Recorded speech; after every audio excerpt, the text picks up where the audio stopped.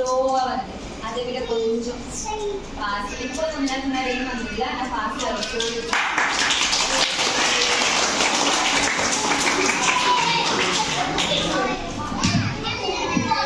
Rain clap முடிஞ்சிருச்சா?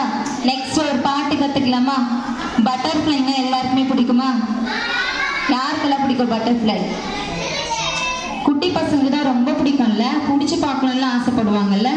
சரி, பட்டர்ஃப்ளையா மாறதுக்கு முன்னாடி எப்படி இருந்தது? கம்பளிப்பூச்சிக்கு இங்கிலீஷ்ல என்னது? கேட்டர்பில்லர்னு சொல்லுவாங்க. ஓகேவா? கம்பளிப்பூச்சி ரொம்ப அழகானது. Everybody likes it. எல்லாருக்குமே ரொம்ப பிடிக்கும். ஆனா லிசன், அது பட்டர்ஃப்ளையா மாறதுக்கு முன்னாடி கம்பளிப்பூச்சா இருந்ததுல, அப்ப யாருக்காவது பிடிக்குமா? கம்பளிப்பூச்சை யாருக்கெல்லாம் எனக்கு ரொம்ப பிடிக்காது. அப்படி வளைஞ்சு போடும், அப்படி முள்ளா குத்தம். பசங்க கேர்ள்ஸோட ஃபேஸை பார்க்கணுமா? கௌரவமா இருக்காது. அதெல்லாம் நான்சென்ஸ். நாங்க அதெல்லாம் தொடவே மாட்டோம். we likes only butterfly அப்படின்னு. சரி, ஓகே.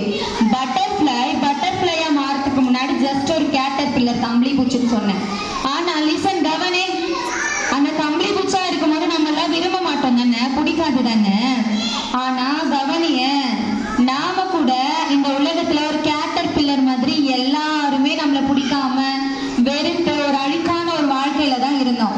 ஏசசாமி நம்மளோட வாழ்க்கையில வந்ததுக்கு அப்புறம் நம்மளோட லைஃப் எப்படி ஆச்சு? பட்டர்ஃப்ளை போல இப்ப அழகா இருக்கா இல்லையா? அழகா இருக்குல்ல.